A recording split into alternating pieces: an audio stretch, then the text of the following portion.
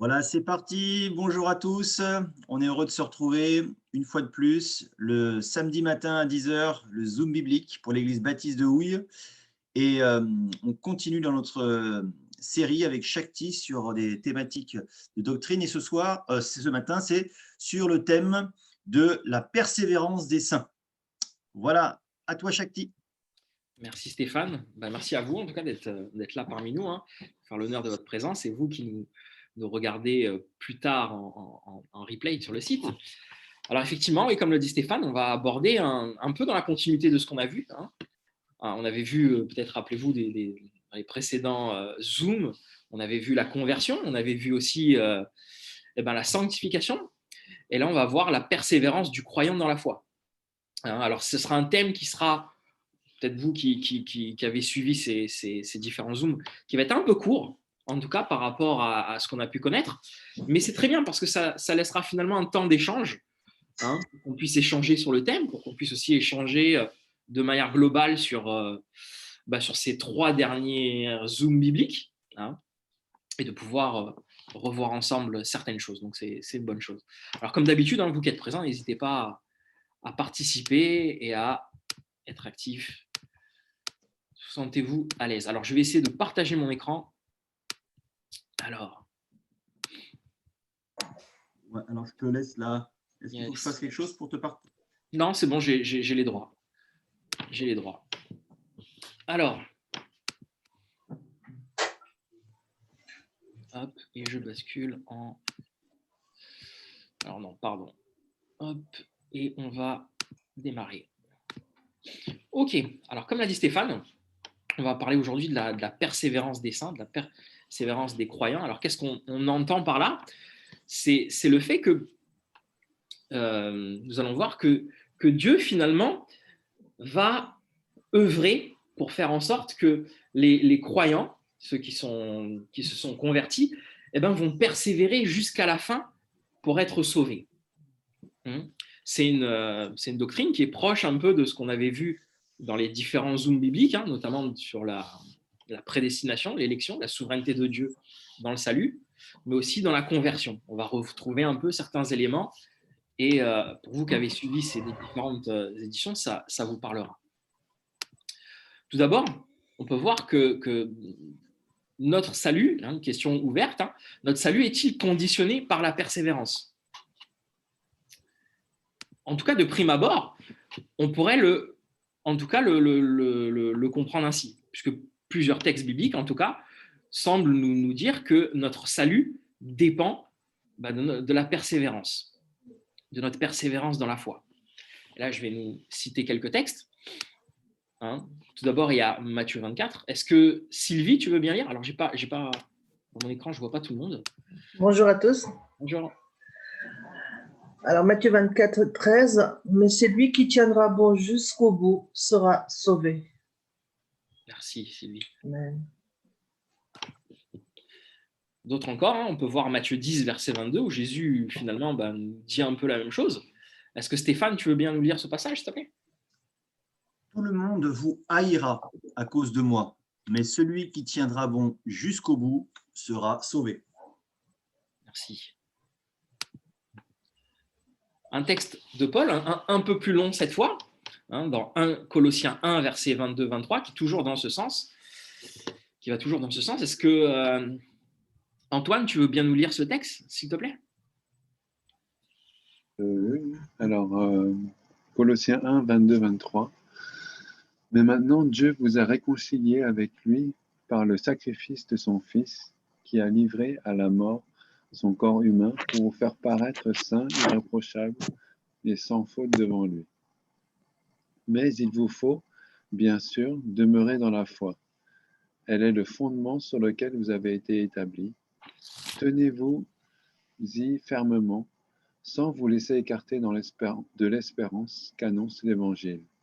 Cette bonne nouvelle, vous l'avez entendue, elle a été proclamée parmi toutes les créatures sous le ciel, et moi, Paul, j'en suis devenu le serviteur. C'est Antoine. Et enfin, Hébreux 3, 14. Est-ce que Vanessa, tu veux bien nous lire ce passage, s'il te plaît? Oui, alors, je cherche. Alors, soit tu as la version que j'ai mise à l'écran. Généralement, c'est la Bible Summer, ou sinon, tu peux, comme tu veux, choisir une version. C'est Summer. Bah, Hébreux 3, 14. super, merci. Alors, en effet, nous sommes associés à Christ si toutefois nous conservons fermement et jusqu'au bout l'assurance que nous avons eue dès le début. Et cela aussi longtemps qu'il est dit. Aujourd'hui, si vous entendez la voix de Dieu, ne vous endurcissez pas comme l'ont fait vos ancêtres lorsqu'ils se sont révoltés. Ok, merci beaucoup, Vanessa. Alors effectivement, quand on voit ces passages, on pourrait penser que oui, faire une première lecture, que oui, la persévérance est une condition obligatoire au salut et qu'elle est une action, une œuvre de notre part pour qu'on soit sauvé. Maintenant, tout comme on l'avait vu pour la conversion et qu'on l'a vu ensuite pour la sanctification, hein, on voit aussi dans la Bible que cette persévérance, eh ben, elle est aussi le produit de l'œuvre de Dieu en nous. Et là, on va lire ensemble quelques versets également. Le psaume 55, verset 23. Est-ce que alors, il faut que je navigue entre eux. Est-ce que Coco, Corinne, tu veux bien nous lire ce passage, s'il te plaît? Oui. Rejette ton fardeau sur l'Éternel, il prendra soin de toi, il ne laissera pas le juste s'écrouler pour toujours. Merci.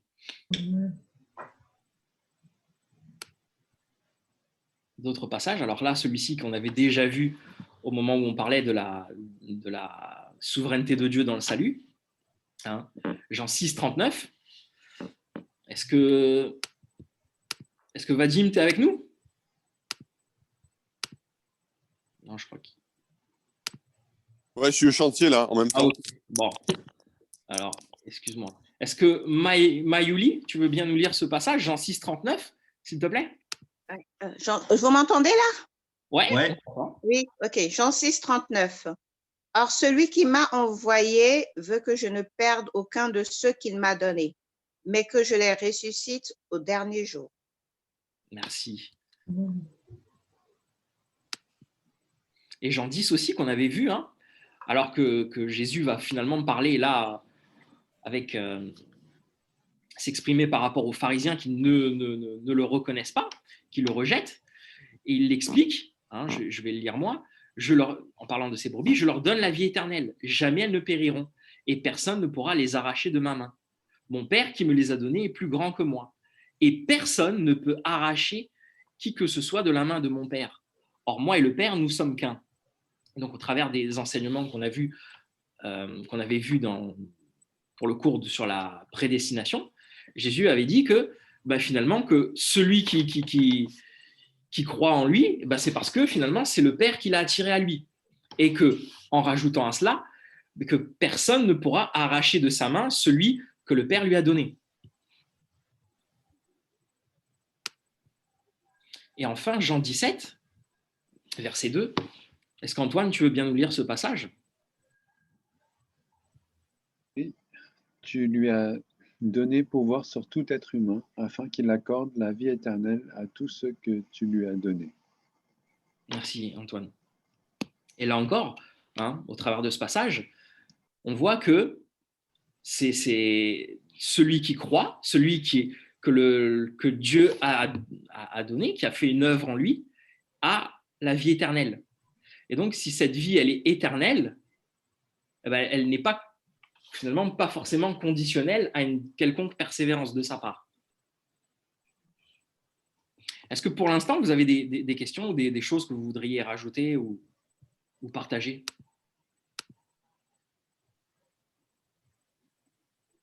Non, pas forcément. Ça dépend en fait la même chose au début et puis à la fin en fait. Au début, il dit que c'est par la persévérance que nous serons sauvés. Et là, ça dit comme quoi c'est définitif, c'est concret, le salut. Et je ne sais pas, c'est contradictoire, c'est un peu... Ça semble de prime abord être un peu contradictoire. Mais on va voir que, n'oublions pas qu'en fait, on croit, nous, que dans la Bible, il n'y a pas de contradiction, justement. Et qu'il faut trouver une compréhension, une lecture qui finalement soit complémentaire. Et on va le voir un peu. Alors là, pour l'instant, effectivement, hein, dans un sens, on te demande de persévérer. Dans un autre sens, ça semble définitif. Et on voit quand même au travers du psaume 55 que c'est Dieu, hein, qui maintient le juste pour pas qu'il s'écroule pour toujours. Donc déjà là, on a quelques indices qui nous parlent. Et en plus de ça, on fera un rappel tout à l'heure à la fin de ce qu'on avait vu un peu dans les différentes...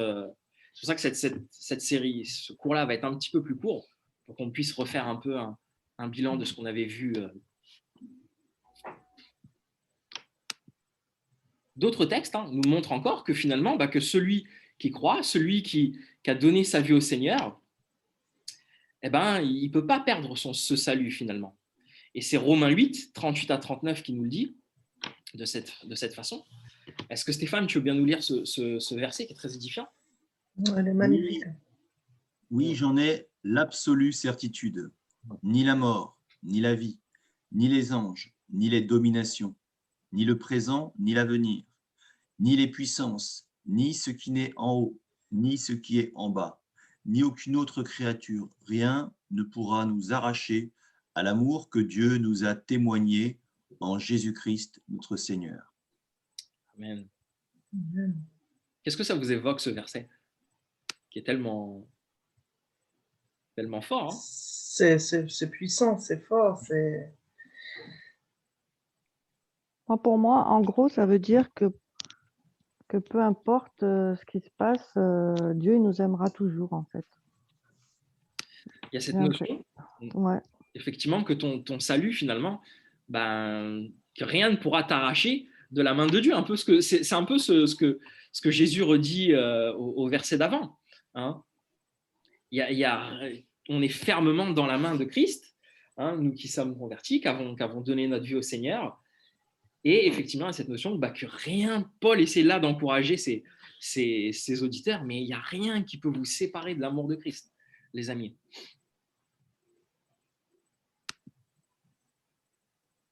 Là encore, Paul écrit à l'église de Corinthe et il leur dit ceci. Est-ce que Sylvie, tu veux bien nous lire ce passage? 1 Corinthiens 8.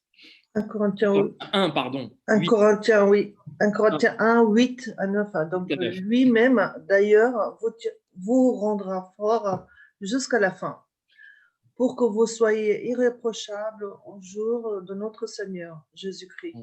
Car Dieu, qui vous a appelé à vivre en communion avec son Fils, notre Seigneur Jésus-Christ, est fidèle. Amen. Merci Sylvie. Ce passage-là, il est encore très édifiant. Hein. Paul, il écrit à une église de Corinthe qui est très mature, hein, si on peut le dire ainsi. Et il leur dit, voilà, il met l'accent sur Dieu. Sachant que c'est Dieu qui rendra les Corinthiens, comme il le dit, forts jusqu'à la fin. C'est Dieu qui les maintiendra. Et au chapitre, je crois, c'est le chapitre 3 ou 4, hein, quand il parle d'Apollos et de lui. Hein. On sait qu'il dit, mais moi, j'ai planté, alors je ne sais plus comment il dit exactement, hein, lui, il a semé, et Apollos a arrosé, mais c'est Dieu qui fait croître. Hein. C'est Dieu qui fait croître.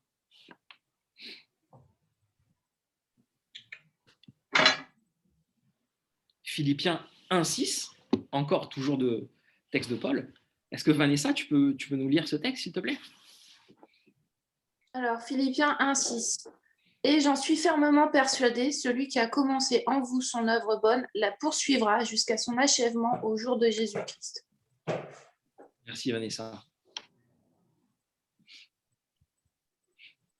Est-ce que vous voudriez partager quelque chose à la lecture de ces trois versets, quelque chose qui vous parle? Partager ou poser question? Les deux.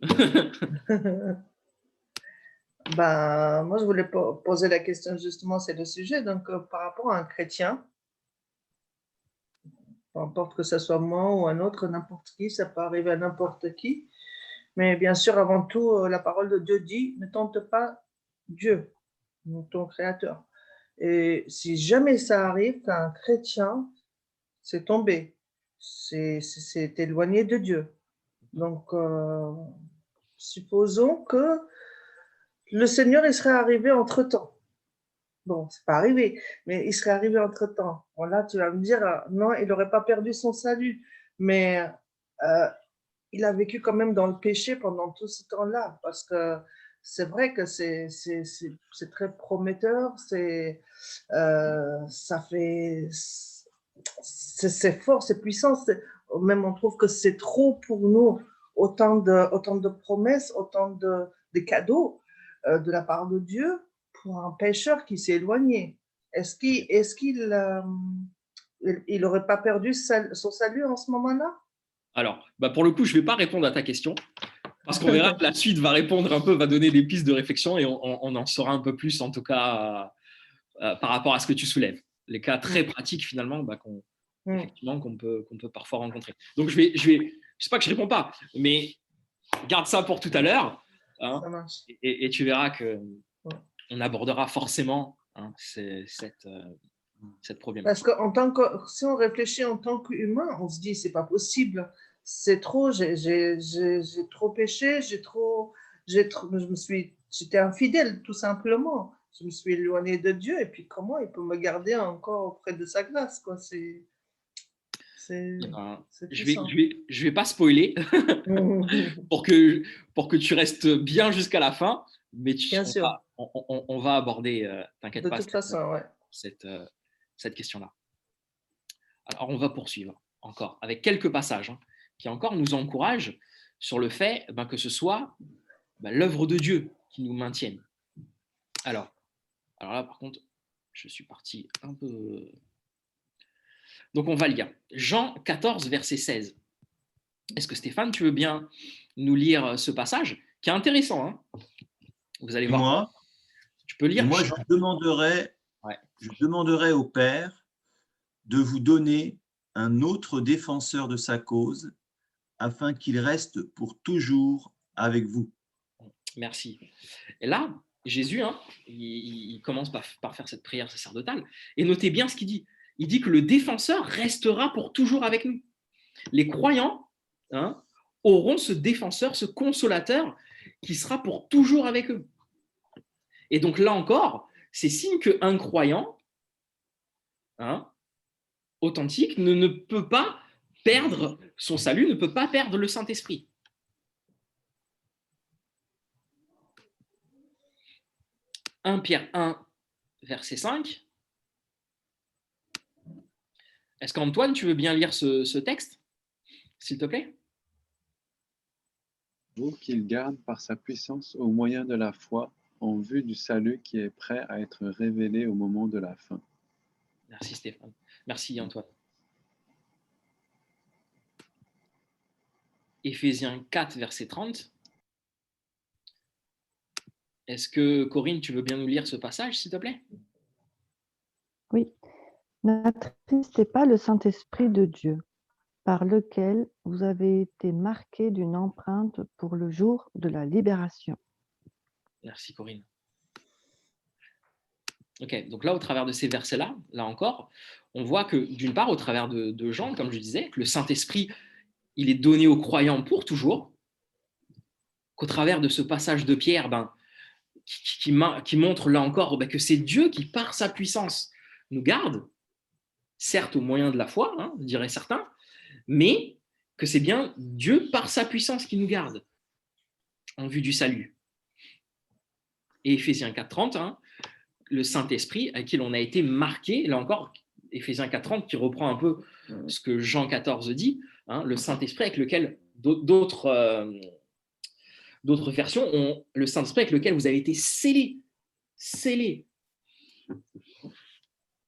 d'une empreinte pour le jour de la libération. Ouais, si je peux me permettre, Shakti, juste faire un petit commentaire là, sur les versets. C'est vrai, quand on lit Jean 14, on peut se poser la question si Jésus fait une déclaration pour les chrétiens, sachant sa mort venir et que son retour auprès du Père. Il fait cette promesse du Saint-Esprit qui sera jusqu'à son second avènement. Donc ça, c'est Jean 14. Donc on peut se poser si c'est… parce que la question, c'est est-ce que ça peut être ambigu à savoir si ça s'adresse aux chrétiens aussi rétrogrades, si le fait qu'un chrétien puisse, comme l'a suggéré Sylvie, eh bien, s'écarter, être infidèle à Dieu, est-ce qu'il perd eh bien, la présence du Saint-Esprit? Et je le mets au regard de Éphésiens 4,30 qui parle « N'attristez pas le Saint-Esprit de Dieu, par lequel vous avez été marqués d'une empreinte pour le jour de la libération. » Et cette idée de l'empreinte, ça fait penser un petit peu, vous savez, l'empreinte au fer rouge qu'on a sur la peau, qui est un tatouage qui est indélébile. Voilà, bon, juste une petite réflexion. Effectivement, comme tu le soulignes super bien, avec l'image de l'empreinte. Alors déjà, dans Jean 14, Jésus parle certes aux apôtres, mais finalement, on voit que cette prière, elle s'étend, en tout cas pour cette partie, de l'autre défenseur qui viendra. Et c'est pour tous les chrétiens, effectivement. Paul le dira aussi, on peut le voir dans les épîtres, qu'au moment où on croit, on reçoit le Saint-Esprit. Et effectivement, là, par exemple, on a vu tout à l'heure le passage de 1 Corinthiens, où cette œuvre de Dieu qui est faite en nous, mais au travers du Saint-Esprit, elle perdure pour les Corinthiens aussi. Et effectivement, quelqu'un qui serait converti, même qui est dans une période un peu… ne perd pas le Saint-Esprit, ne perd pas l'Esprit de Dieu. L'Esprit ne part pas pour après revenir sur lui si jamais il se repentait. Il y a vraiment cette marque, ce côté où on est scellé, même si, comme le dit finalement Éphésiens 4,30, parce que Paul dit « n'attristez pas le Saint-Esprit », c'est-à-dire qu'en gros, on peut l'attrister, de par finalement notre mauvaise décision, nos péchés et autres. Mais pour autant, ne l'attristez pas, mais vous avez été marqué avec lui, il y a d'autres versions qui sont encore plus frappantes, vous avez été scellé par lui. Et après, mais c'est vrai que ça pourrait être l'objet d'une autre étude qui serait plus la plénitude du Saint-Esprit. C'est ça, effectivement. Mais là, je voulais surtout mettre l'accent sur ces points qui font l'accent sur le toujours, sur le côté définitif de l'esprit en nous. Maintenant, voilà, on en arrive, Sylvie, un peu à ta question. C'est ça que je l'ai gardé un peu pour tout à l'heure. Que penser finalement de ceux qui semblent être chrétiens, mais qui se sont détournés de la foi? Et on va voir certains textes, à la lumière de ce que certains textes nous disent, de ce qu'on peut finalement penser de cela. Et d'abord, je voudrais qu'on lise Marc 4, versets 16 à 17.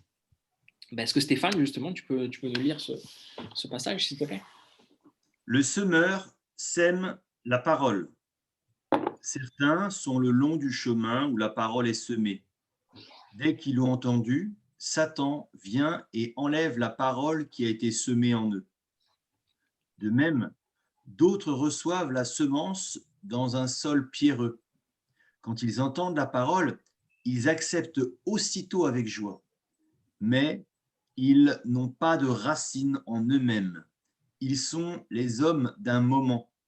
Et dès que surviennent les difficultés ou la persécution à cause de la parole, ils trébuchent.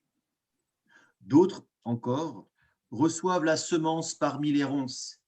Ils entendent la parole, mais les préoccupations de ce monde, l'attrait trompeur des richesses et les passions en tout genre pénètrent en eux, étouffent la parole et la rendent infructueuse. D'autres, enfin, reçoivent la semence dans la bonne terre. Ce sont ceux qui entendent la parole, l'accueillent et portent du fruit avec un rapport de 30, 60 ou 100 pour 1. Merci Stéphane. Alors ce texte, il est très intéressant. Jésus nous précise, après avoir expliqué la parabole du semeur, il en donne l'explication. Et on voit 4 cas de figure. Et ce qui est intéressant, c'est ce deuxième cas que j'ai surligné au final. Qu'est-ce que ça nous dit? Ça nous dit qu'effectivement, d'un point de vue extérieur, eh ben, certains semblent avoir accepté avec joie la parole. Extérieurement, il n'y aurait peut-être aucune différence. Hein. Mais au final, cette parole, elle ne produit rien. Même si extérieurement, il semble y avoir quelque chose. Et j'ai quelqu'un qui m'a fait un très beau parallèle, et je l'ai trouvé très intéressant à travers de ce passage. Il m'a dit ceci, il m'a dit, mais Shakti, regarde, pense un coup à Judas. Judas, pendant ses 3 ans de ministère avec Jésus, extérieurement, bien que Jésus connaissait son cœur, hein, puisque dès le début des évangiles, on voit que Jésus dit très bien qu'il savait qu'il allait le libérer, enfin le trahir, pardon. Pendant ces 3 années que Judas passe avec Jésus, extérieurement, il n'y a rien qui te montre que Judas était différent des autres, quasiment. Judas, il a servi. Judas, quand Jésus envoie les disciples 2 par 2, Judas, il fait partie de cela. Extérieurement, il n'y a rien qui montre pendant cette période-là que Judas ait été différent.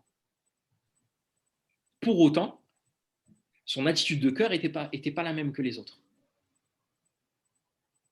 Est-ce que vous voyez un peu le parallèle que j'essaie de faire? Est-ce que certains veulent réagir par rapport à ce passage ou apporter quelque chose?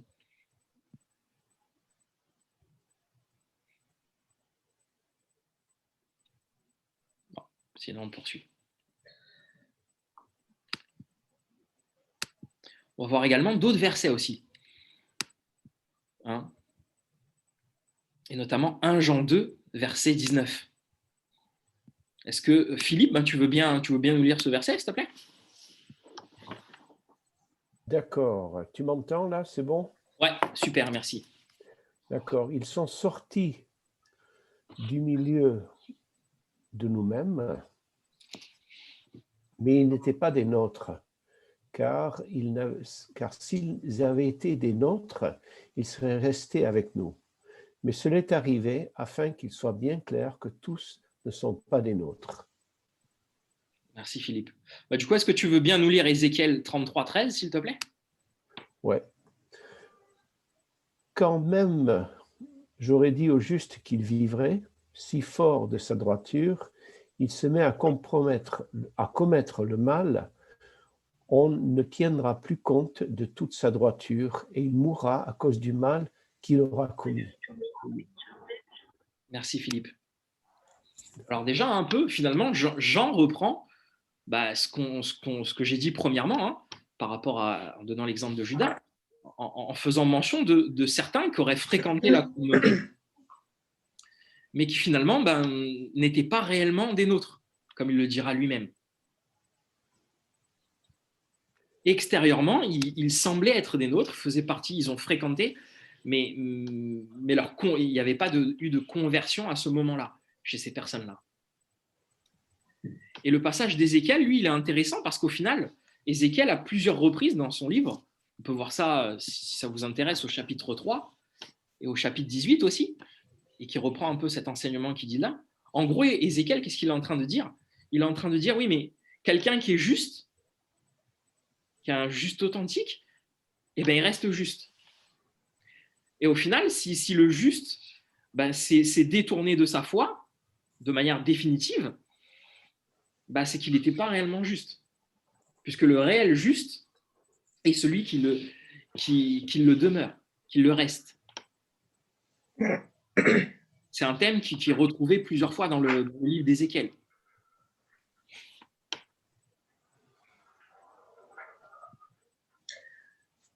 Je peux poser une question? Ouais, vas-y. Tu viens de dire que le juste, en fait, quand il est dans la foi, il demeure juste. Mm-hmm.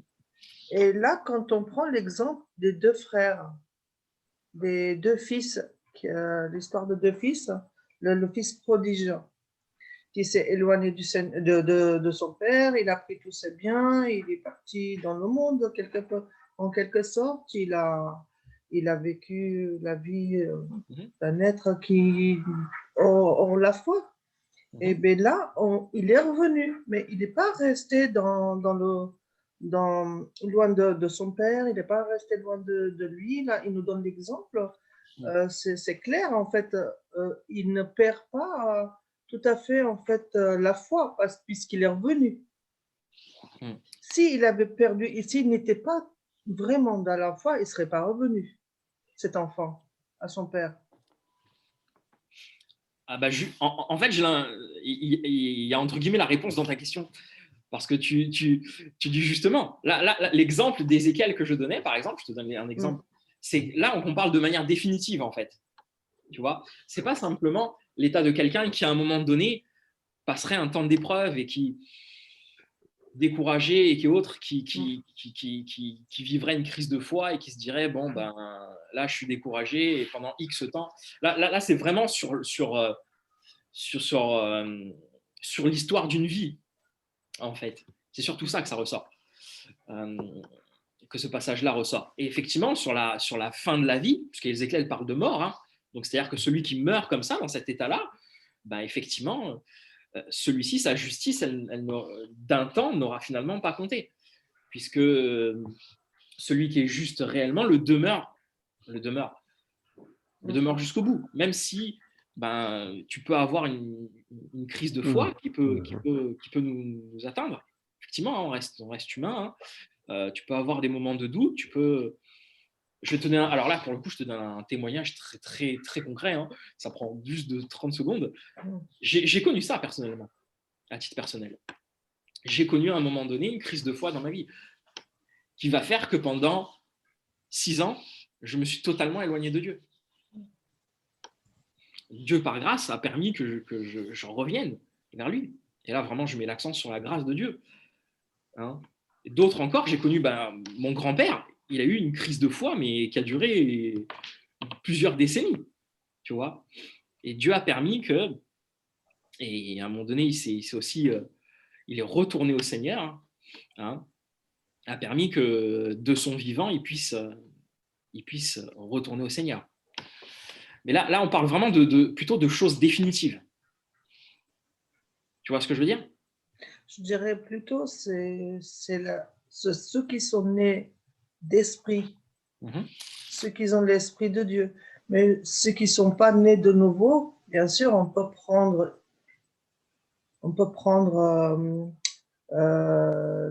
l'image d'un chrétien et vivre parce qu'on se sent bien dans cette atmosphère, je veux dire, c'est pas par esprit. Il faut avoir la naissance d'esprit. En fait, si on n'est pas né de nouveau, on ne peut pas durer. Ça correspond à la deuxième phrase que tu as dit, en fait, le semeur qui a semé, qui est tombé sur la terre et il a accepté avec joie. Ça, c'est ceux qui n'ont pas l'esprit. Mais ceux qui ont de l'esprit, c'est ceux qui ont tombé dans la bonne terre. Tu dis quelque chose d'intéressant, c'est vrai. Tu résumes finalement super bien ce que j'essayais de dire. C'est d'être nouveau, tout simplement. Né de nouveau, je veux dire, en esprit. On poursuit, si vous le voulez bien, s'il n'y a pas d'autres... Shafti, j'ai une question. Oui, Corinne. C'est Corinne. En fait, d'après ce que vous dites, tout ça, j'ai l'impression que le chrétien qui a connu Dieu, qui est né de nouveau, qui va s'éloigner par X raisons, hein, on ne sait pas, des fois, comme tu dis, on peut avoir des crises de foi. Du coup, c'est le Saint-Esprit qui est quand même à l'intérieur de lui qui va le ramener à Dieu. Finalement, parce que ce qui a été semé en lui, finalement, même s'il a été, on va dire, endormi pendant des décennies, par je ne sais quel miracle, il va retourner à Dieu. Est-ce que c'est ce Saint-Esprit-là qui finalement te fait revenir vers Dieu, ou c'est Dieu quelque part qui te rappelle, enfin c'est la même chose en même temps, tu vas me dire. je ne sais pas où est-ce que ça vient de la personne qui doit faire cet acte, ce choix à nouveau de revenir, de refaire l'effort. Est-ce que c'est en nous ou est-ce que c'est vraiment parce qu'on dit qu'on a toujours le choix quand on est chrétien, je veux dire, Dieu ne nous impose rien. Donc, est-ce que c'est cette semence qui est en nous qui finalement nous attirera toujours vers Dieu, ou est-ce que c'est simplement l'être humain qui a cette possibilité de dire oui ou non? C'est ça que je me pose comme question. Est-ce que c'est vrai? Est-ce que c'est l'Esprit Saint quelque part qui est en nous, qui nous ramène vers Dieu, ou est-ce que c'est simplement notre vouloir et pouvoir? Alors là, effectivement, tu touches à quelque chose qu'on avait finalement abordé un peu au moment de la question, parce que c'est vrai que c'est des thématiques et des questions que les gens se posent. On avait un peu abordé quand on avait parlé finalement du salut, hein, puisque c'est là le même processus. Effectivement, on avait vu que je te donne l'exemple du salut, que pour que quelqu'un se convertisse, en arrive à la conversion, il fallait que Dieu fasse une œuvre en lui. Il fallait que Dieu le fasse naître de nouveau. Naître de nouveau, c'est Dieu qui nous fait naître de nouveau, on avait vu ça.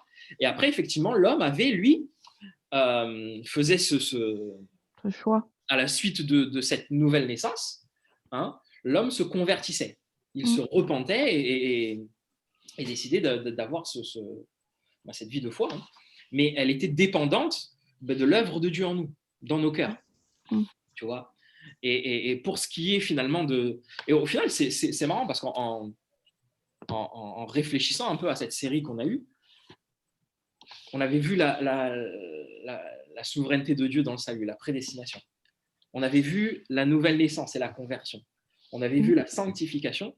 Et là, on voit finalement la persévérance du croyant dans le chemin de la vie chrétienne. Mais du début à la fin, on a besoin de cette œuvre de Dieu en nous. Si Dieu ne fait pas cette œuvre, ben moi, je ne pourrais rien faire. Je ne pourrais pas, même pas me convertir, je ne pourrais même pas grandir dans la foi, je ne pourrais même pas persévérer. On a besoin de cette œuvre de Dieu en nous. Maintenant, effectivement, Dieu aussi travaille avec aussi nos efforts. Et au final, elle était très intéressante, la série sur la souveraineté de Dieu qu'on avait fait. C'est qu'au final, on en est arrivé à cette conclusion. La souveraineté de Dieu et la liberté de l'homme, nous, dans notre logique, on a tendance à les opposer. Parce que c'est vrai que ça a une part de mystère. Mais en fait, non. Les deux cohabitent. Les deux œuvrent ensemble. Dieu utilise aussi le libre arbitre de l'homme pour faire souverainement sa volonté.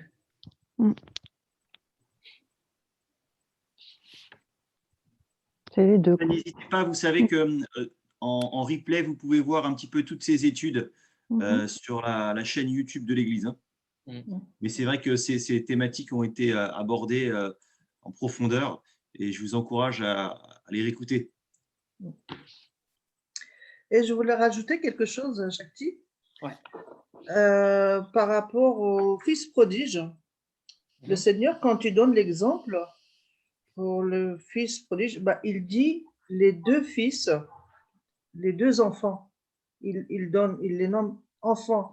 Il aurait pu dire les deux serviteurs ou les deux. Il y en a un qui a eu la foi et l'autre, il a lâché prise, il s'est détourné de la foi. Mais là, il dit les deux, c'est des enfants. Il a donné l'exemple comme quoi les deux, ils sont sauvés. Il peut arriver que le chrétien, il peut s'éloigner de son père. Mais en fait, il a nommé son fils, mais il n'a pas dit que c'était serviteur ou il y en a un qui a été fidèle dans ses œuvres, il travaillait pour son père, enfin pour son maître. Mais là, il disait c'est les enfants, les deux. Et il y en a un, il est parti, il s'est éloigné quelque temps, après il est revenu. Tu comprends ce que je veux dire? Mais ça veut dire dès le début, il les a nommés enfants, fils. Il n'a pas donné l'exemple des ouvriers dans son champ, mais c'est-à-dire quand il est revenu, il restait toujours fils, même s'il s'était éloigné. Il avait encore plus de joie de l'accueillir parce qu'il était perdu et qu'il est revenu à la maison. Alors là, la parabole du fils prodigue, alors il y a plusieurs interprétations dessus. Hein. Certains vont te dire que ça ça parle essentiellement de l'état de l'homme, en prenant l'exemple du fils cadet, hein, de l'état de l'homme qui n'est pas encore converti. Alors, plusieurs interprétations, je ne vais pas forcément rentrer dedans, et qu'au final, quand le fils cadet revient, c'est qu'il a compris que dans sa vie du monde, mais bon, tu pourrais peut-être l'appliquer aussi, voilà, ce serait… Mais là, quand il dit les deux, c'est des enfants de Dieu.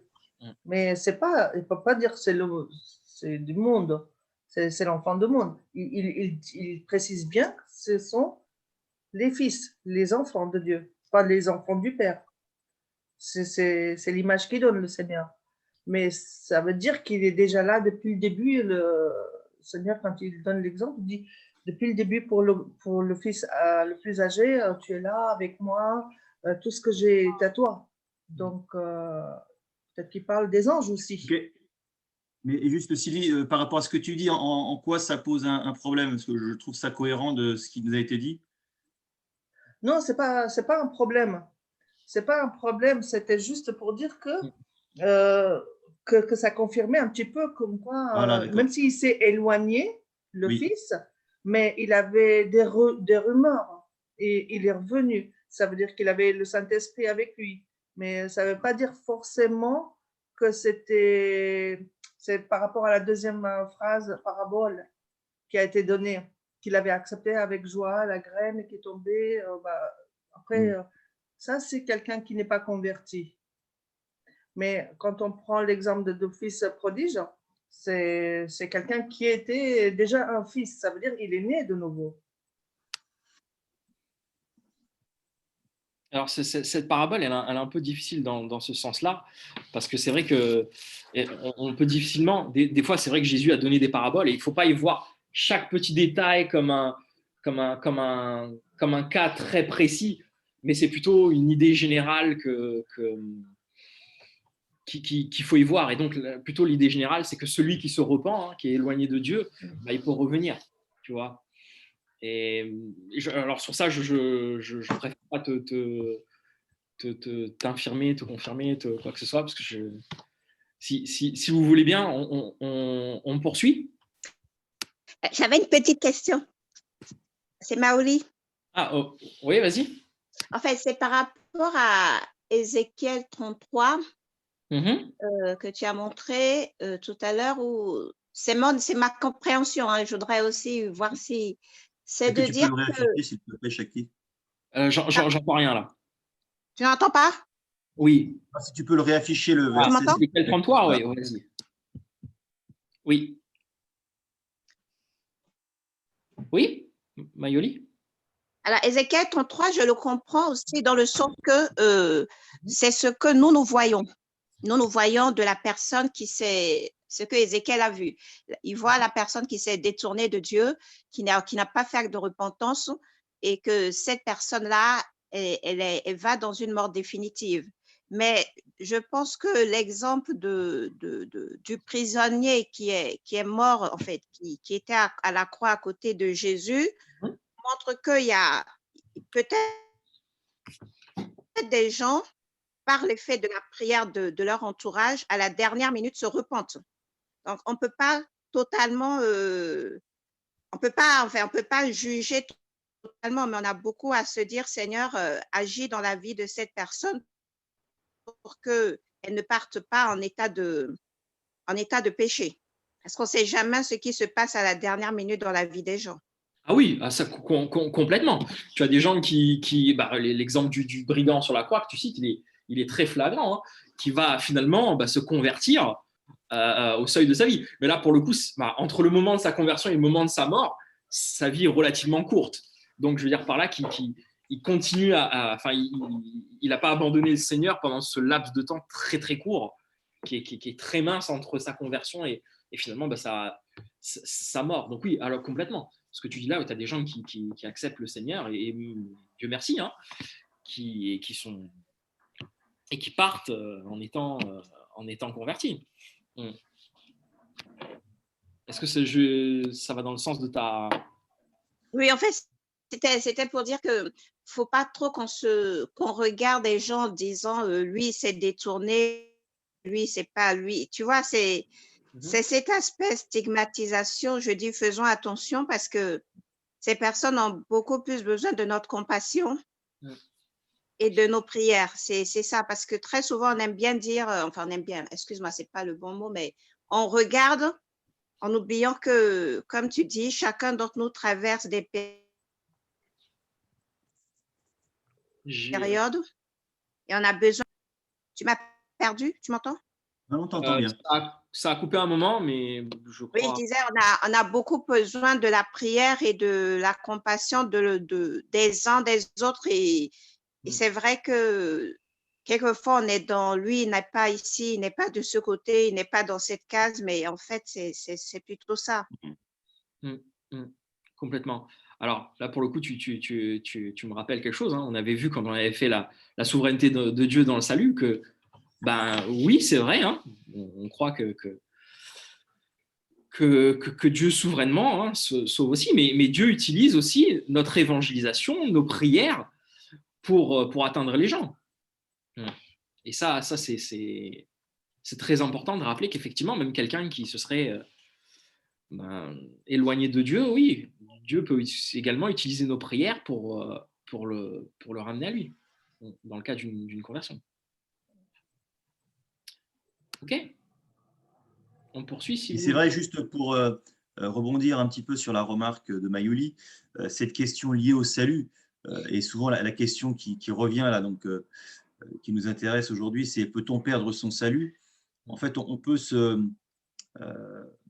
poser la question, cette question, à qui il est bon de se la poser? Enfin, est-ce que c'est sûr que pointer du doigt une autre personne peut-il perdre son salut? Bon, le salut des autres ne nous appartient pas, c'est entre les mains de Dieu et loin de nous l'idée de pouvoir juger, de se faire une idée. En revanche, il nous appartient à nous de savoir, eh bien, avons-nous l'assurance de notre salut? Sommes-nous en paix avec le Seigneur? Lui avons-nous remis complètement notre vie? Comptons-nous sur sa force pour persévérer? Ça, je pense que c'est une question légitime. La question du salut, posons-la nous d'abord pour nous-mêmes avant de se la poser pour les autres. Complètement. Alors, on va poursuivre. Alors, effectivement, il y a dans la Bible quelques passages qui semblent finalement aller à l'encontre de ce qu'on a pu voir, à savoir que c'est Dieu quand même qui suscite en nous notamment cette foi, mais aussi cette persévérance, et que c'est Dieu qui nous maintient, et que ce salut, il est éternel et il ne peut pas se perdre. Certains versets, là encore, pourraient être difficilement interprétables ou pourraient laisser un peu le trouble à ce sujet. Et on va en lire quelques-uns, et notamment 2 Pierre 2, versets 20 à 22. 2 Pierre 2, versets 20 à 22. Est-ce que, Antoine, tu veux bien nous lire ce passage, s'il te plaît? Alors, si après… pardon, excuse-moi. Vas-y. Oui. Si après s'être arrachés aux influences corruptrices du monde, par la connaissance qu'ils ont eue de notre Seigneur et Sauveur Jésus-Christ, ils se laissent de nouveau prendre et dominer par elle, leur dernière condition est pire que la première. Il aurait mieux valu pour eux ne pas connaître le chemin d'une vie juste, plutôt que de s'en détourner après l'avoir connu et d'abandonner le saint commandement qui leur avait été transmis. Il confirme la vérité de ces proverbes. Le chien retourne à ceux qui l'a vomi, et la truie, à peine lavée, se vautre de nouveau dans la boue. Merci Antoine. Alors pour certains, effectivement, ce passage-là, c'est un passage qui pourrait finalement laisser entendre que un chrétien pourrait perdre son salut. Mais à ça, finalement, on pourrait, et beaucoup de commentateurs relèvent ce que Pierre dit, et notamment la fin du verset, avec ce proverbe que Pierre va citer, en disant, alors qui est peu flatteur, mais qui est au final qui est son explication, le chien retourne à ce qu'il a vomi, et la truie à peine lavée se vautre de nouveau dans la boue. Certains voient là finalement que Pierre est pas forcément en train de décrire des gens convertis qui avaient changé et qui retournent finalement à leur péché, mais il est en train plutôt de mettre l'accent sur le fait que, regardez, le chien retourne à son vomi. Donc en fait, il a gardé sa nature. La truite, à peine lavée, se vautre de nouveau dans la boue. Et donc la truite, elle est restée truite. Le chien est resté chien. Il n'a pas changé de nature. Et donc, finalement, n'ayant pas changé de nature, n'ayant pas eu de transformation profonde, eh ben, ils retournent finalement tout simplement à leur vie passée. Jackie, c'est Vanessa. Ouais. Ouais, parce que sur le premier verset, là, si après s'être arrachés aux influences corruptrices du monde par la connaissance qu'ils ont eue de notre Seigneur et Sauveur Jésus-Christ. Donc ça voudrait dire qu'ils n'ont pas eu de conversion, mais qu'ils ont juste une connaissance partielle de Jésus-Christ, c'est ça? C'est ça. C'est ça. C'est que finalement, il y a eu quelque chose. Il y a eu, mais c'était pas au point d'être une conversion. Tu vois, comme quelqu'un finalement qui fréquenterait l'église, qui est en cheminement. Tu vois qu'il y a un petit truc, mais ça va pas plus loin. Et puis après, la personne finalement repart et on n'a plus de nouvelles d'elle. Tu vois. Et pourquoi il y a cette autre phrase qui dit « Il aurait mieux valu pour eux ne pas connaître le chemin d'une vie juste plutôt que de s'en détourner après l'avoir connu et abandonné par le saint commandement qui leur avait été transmis. » Quelque part, je veux dire, le Seigneur, il porte de l'intérêt à ces personnes-là parce qu'elles ont eu une connaissance, mais est-ce que, je ne sais pas si on peut l'interpréter comme juste ils ont eu connaissance de Jésus ou est-ce qu'ils ont donné leur vie à Jésus? Alors, après, il faut aussi penser que, et là, ce sont des versets qui sont un peu isolés, qu'on va prendre, mais qu'il faut aussi les insérer dans tout le cadre et c'est aussi comme pour nous un bel exercice d'étude de la parole, c'est qu'un verset s'insère, certes, il y a un enseignement qu'on peut tirer, mais il s'insère dans un cadre global, tu vois, parce qu'effectivement, nous, on croit qu'il n'y a pas de contradiction dans la parole de Dieu. On croit que finalement, dire que finalement là, tu as des gens qui ont été convertis laisserait finalement plein d'interrogations. Et donc, s'ils sont convertis, tu vois, ça voudrait dire que, comme on l'avait vu pour la nouvelle naissance, que Dieu a produit quelque chose en eux, que Dieu les a fait naître de nouveau, qu'ils se sont convertis, qu'ils sont devenus une nouvelle créature. Mais alors, pour autant, Jésus a dit, mais ces gens-là, ils auront la vie éternelle, ceux qui croient en lui. Ceux qui le Père lui a donné, finalement, personne ne peut l'arracher de sa main. Tu vois. Alors, comment expliquer finalement il faut vraiment garder en tête cette idée de globalité. Que ce passage s'insère, et les 2-3 passages qu'on va voir, s'insèrent aussi dans une compréhension globale et garder en tête finalement les dernières choses qu'on a vues. Parce que sinon, c'est vrai que c'est très compliqué d'imaginer qu'il y ait là quelque chose. En fait, qui est une vraie conversion, mais que pour autant, finalement, ils arrivent à perdre ce salut et on arrive à abandonner complètement le Seigneur. Et c'est pour ça que beaucoup de commentateurs voient plutôt, en fait, dans le dernier verset que Pierre cite, finalement, là, un enseignement que Pierre cherche à donner sur, finalement, l'identité de la nature profonde de la personne, en fait. Alors, je ne sais pas si ça répond à ta question.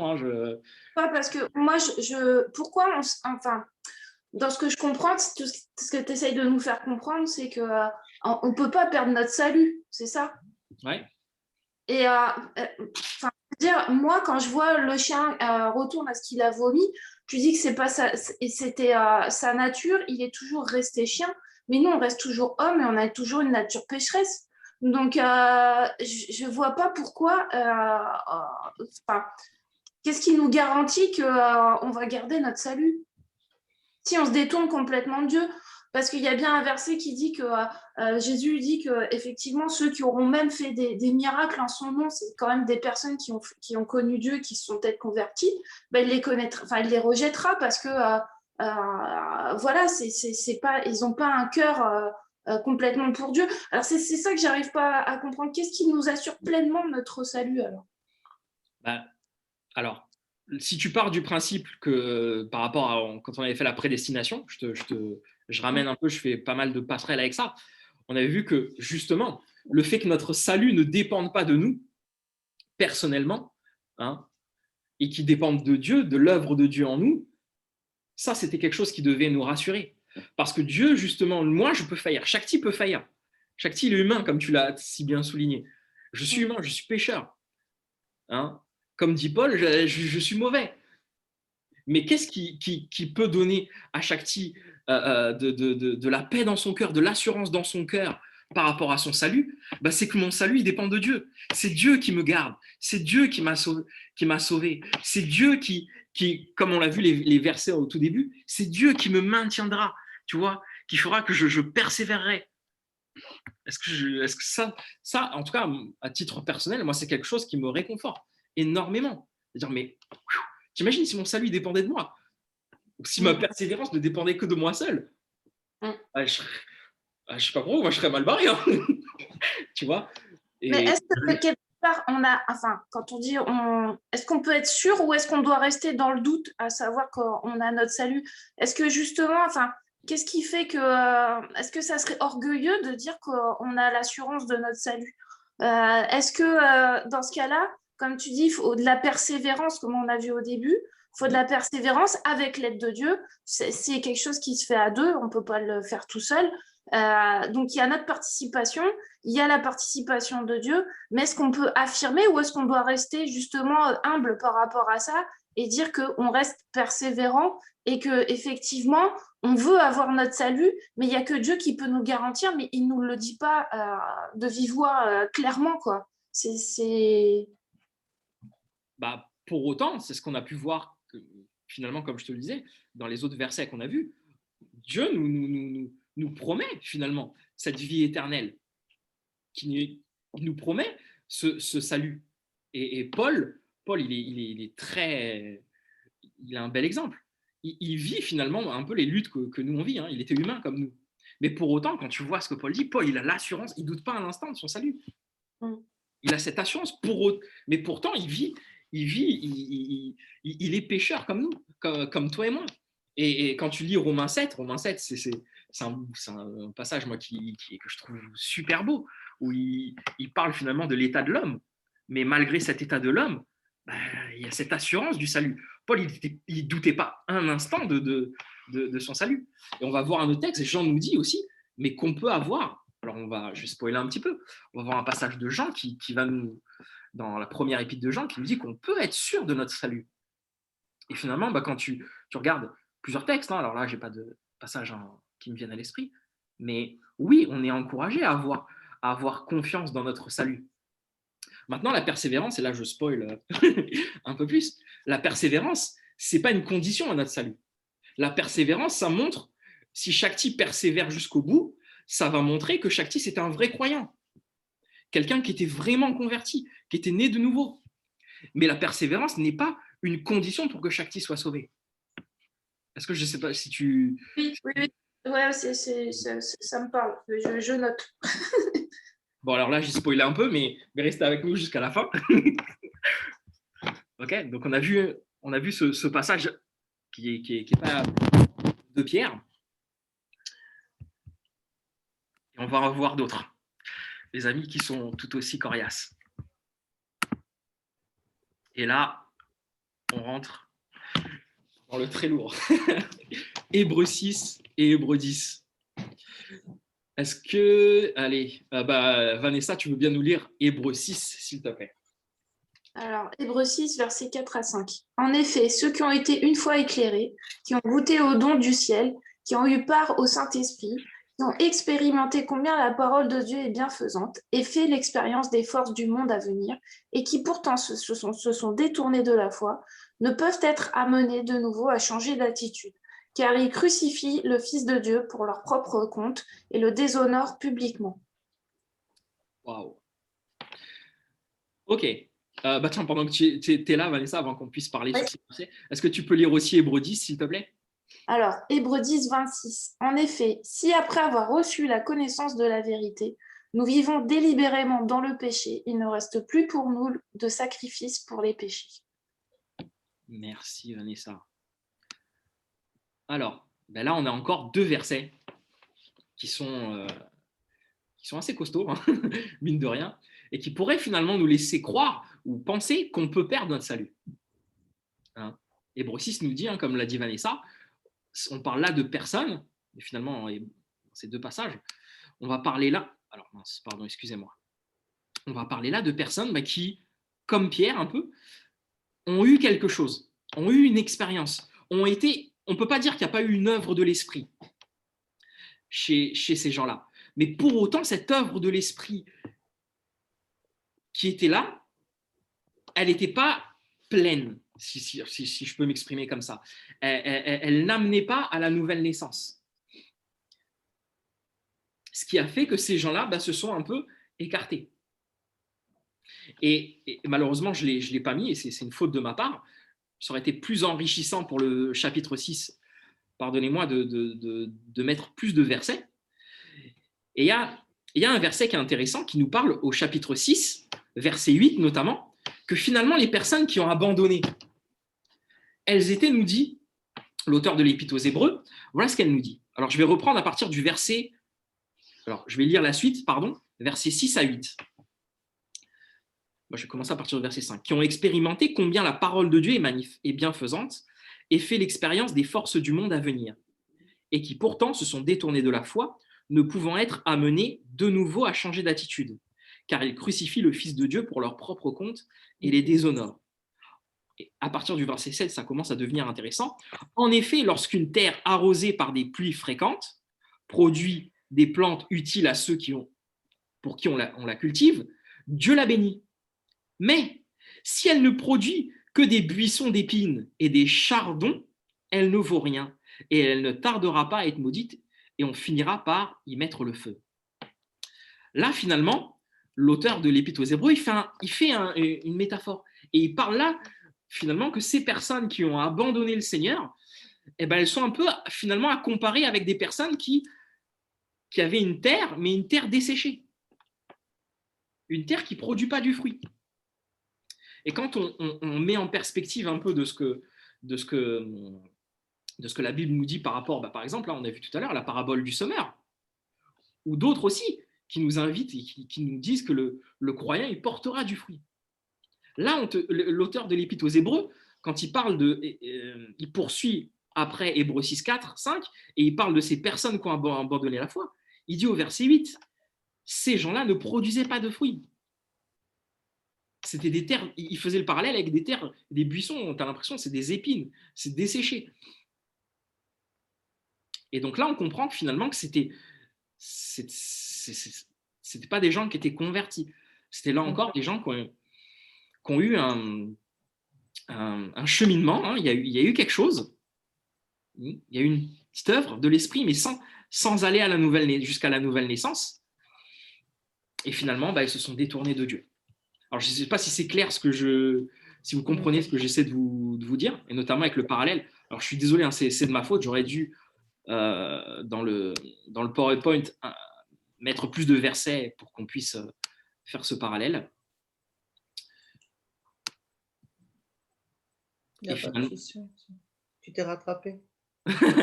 Merci. Et finalement, le verset 10, hein, parle encore finalement de cela. Et on voit un peu plus le contexte. On a là encore des personnes qui... Alors, on va essayer de voir le verset 10 aussi, qui nous parle de personnes qui, pareil, dont le cheminement, la conversion n'était pas authentique, n'était pas fini, n'était pas faite, pardon.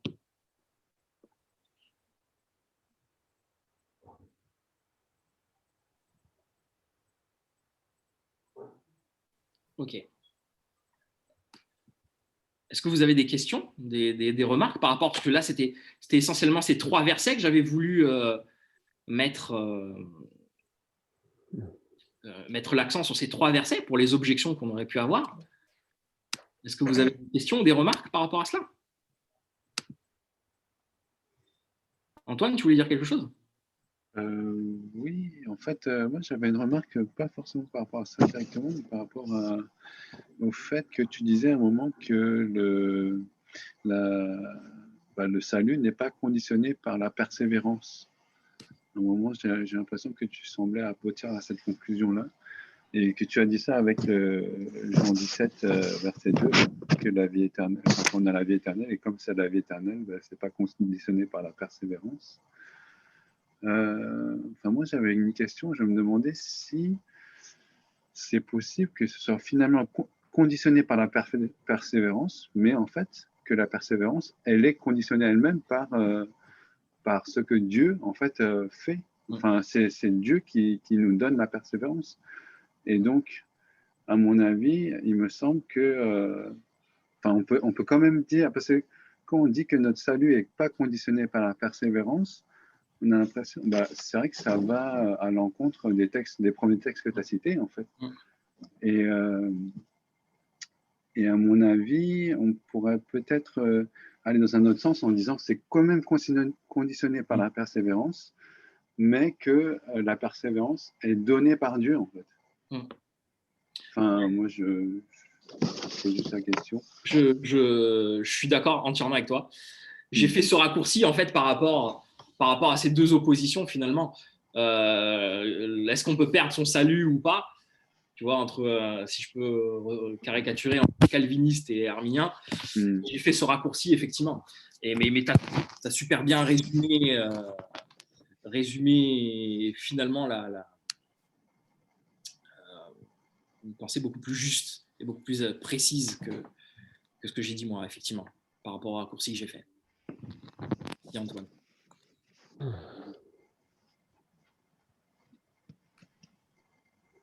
Et du coup, conclusion. Peut-on avoir l'assurance de son salut? Là, je pense qu'on peut le dire que oui, hein, de ce qu'on a pu voir. Et là, on va pouvoir faire finalement un bilan, et ça s'arrête là, de ces trois dernières séries qu'on a fait. Hein. Et donc, à cette question, je répondais que oui, car la nouvelle naissance, tout comme la sanctification et la persévérance, elles sont le produit de l'œuvre en nous. Et ça, c'est un réconfort pour nous, de savoir. Donc justement, Vanessa, comme tu posais la question, oui, on peut avoir l'assurance de notre salut. On peut, parce que c'est Dieu qui produit cette œuvre en nous.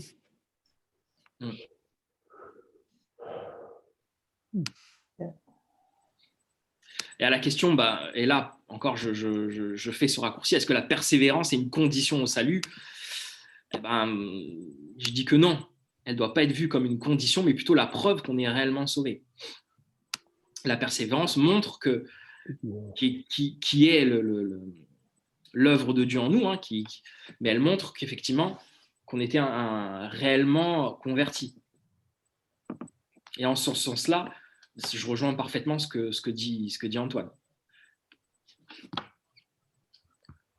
Merci Antoine. Merci Antoine. Et donc voilà, c'était très court. Attendez, on s'arrête là. Oui, et merci Antoine, tu as bien fait de préciser un petit peu, parce que c'est justement la subtilité de ce sujet. Et d'ailleurs, j'en profite pour faire un petit peu de pub demain pour mon message. Hein, donc, j'ai essayé vous avez pu recevoir le teaser de mon message de demain, basé justement sur le passage que l'on vient de lire, de Hébreux 10. Et je vous invite à le lire avant demain. Je focaliserai plus sur les versets 32 à 39. Et j'ai donné justement le verset 36, je crois, qui dit, vous avez, le titre à mon message, vous avez besoin de persévérance. Vous avez besoin de persévérance, et par rapport à ta conclusion, Shakti, le deuxième point, il ne faudrait pas que la conclusion soit que le chrétien soit amené à se reposer sur ses lauriers, hein, puisque Dieu fait tout. Non, eh bien Dieu, il est la source de la persévérance. On le verra demain qu'il est le Dieu de la persévérance. Donc la persévérance, eh bien, fait partie de son ADN, au même titre que Dieu est amour, il est aussi le Dieu de la persévérance. et il veut nous la communiquer, mais nous avons une responsabilité aussi devant Dieu. Même si le salut nous vient de Dieu, eh bien, nous avons une responsabilité à persévérer en comptant sur sa grâce, en comptant sur ses forces. Et ça, c'est par la foi qu'on persévère, sachant que voilà, on va entreprendre de bonnes œuvres qui vont montrer que notre foi n'est pas morte, qu'elle est vivante. Et si on persévère, c'est grâce à lui.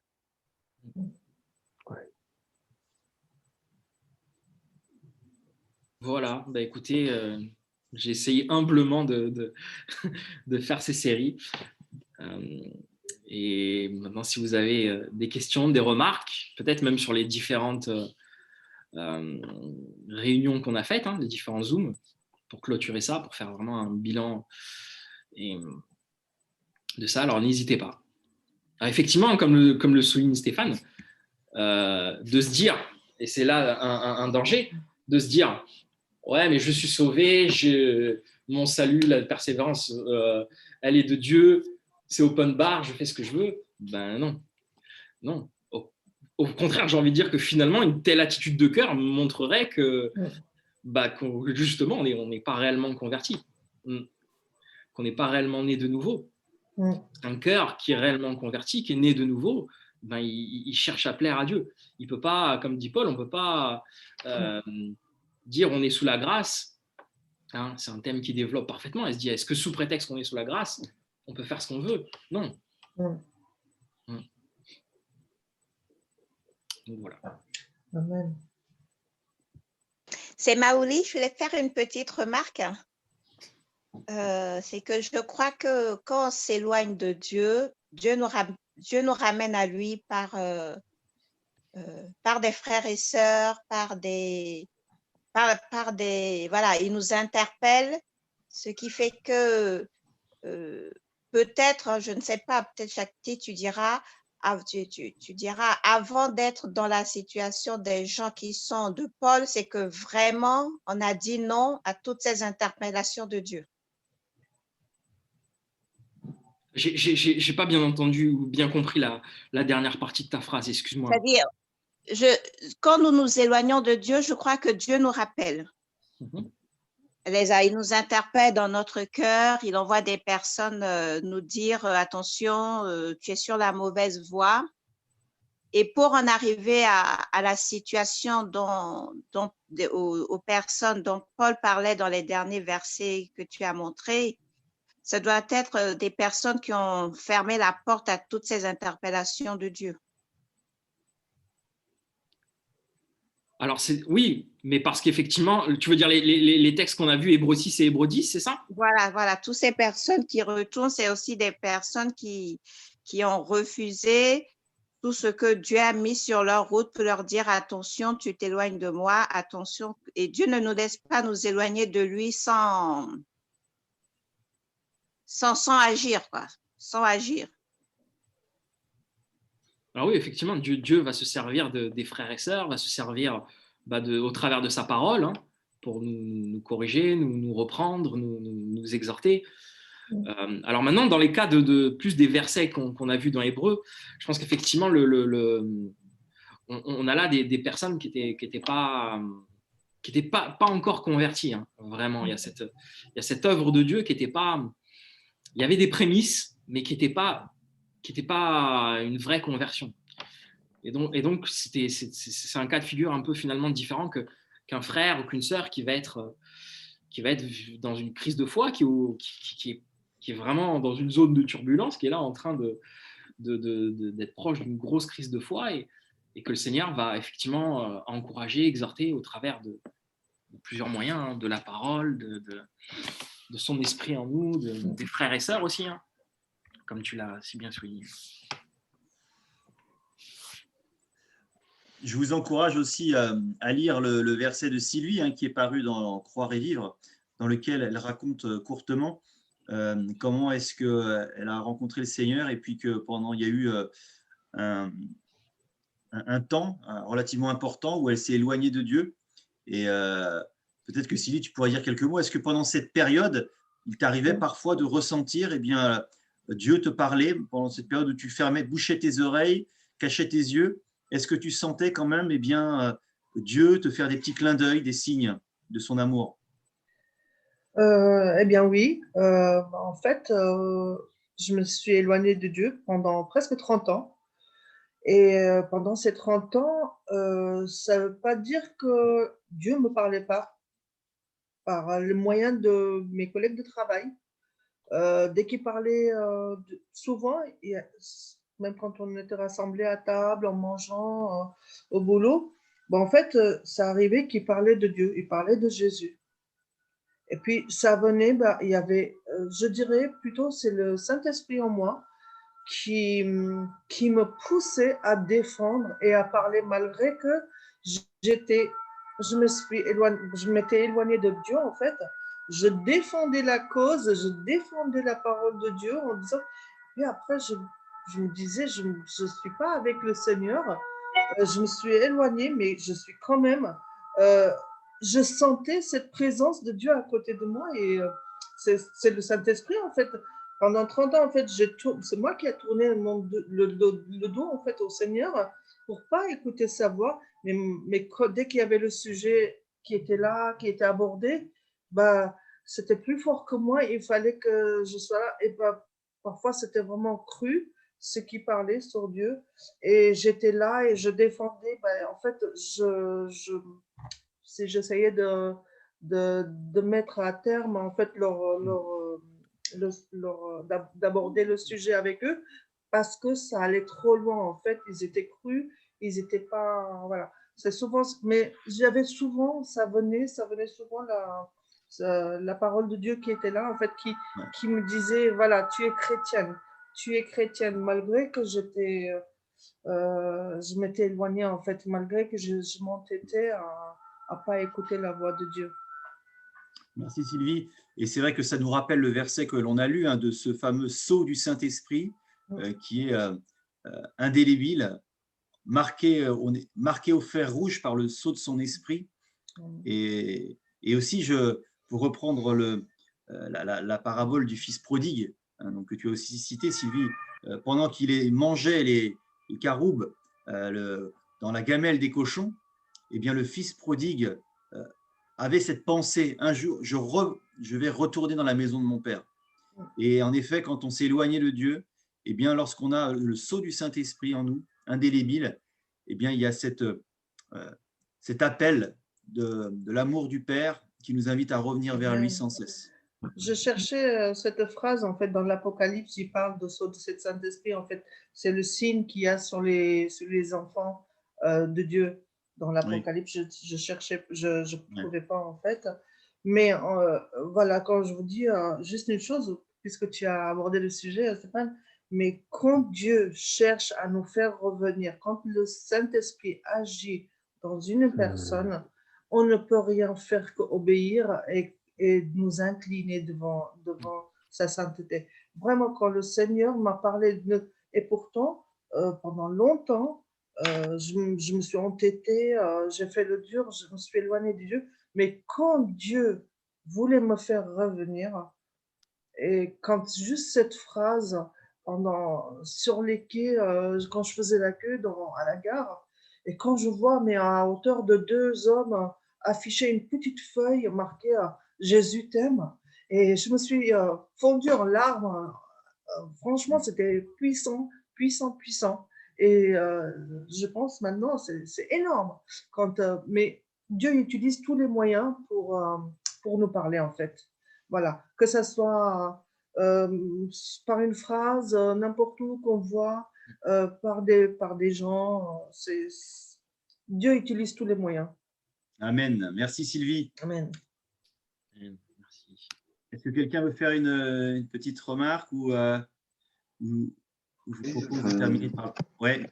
Moi, j'avais juste lu un petit passage pour une fois réfléchi d'Alain Nésus, ouais. Qui me parle pas mal en fait par rapport à ce thème et par rapport à ce qu'on a dit aussi.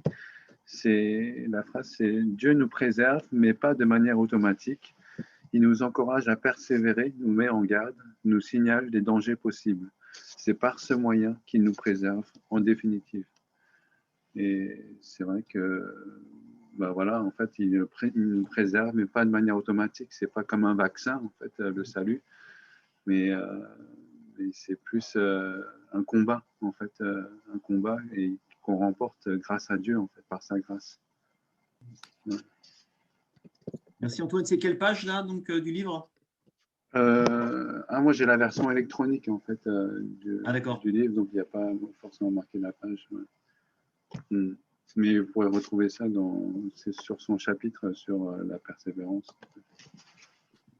Persévérance des saints.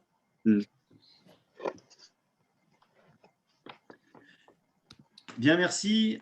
Est-ce que quelqu'un voudrait terminer, conclure par la prière?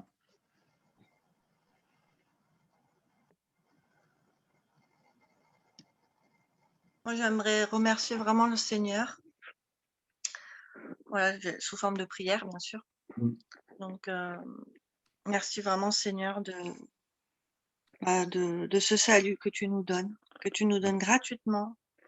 Et c'est vraiment tellement encourageant, Seigneur, de voir cet amour gratuit que tu nous offres.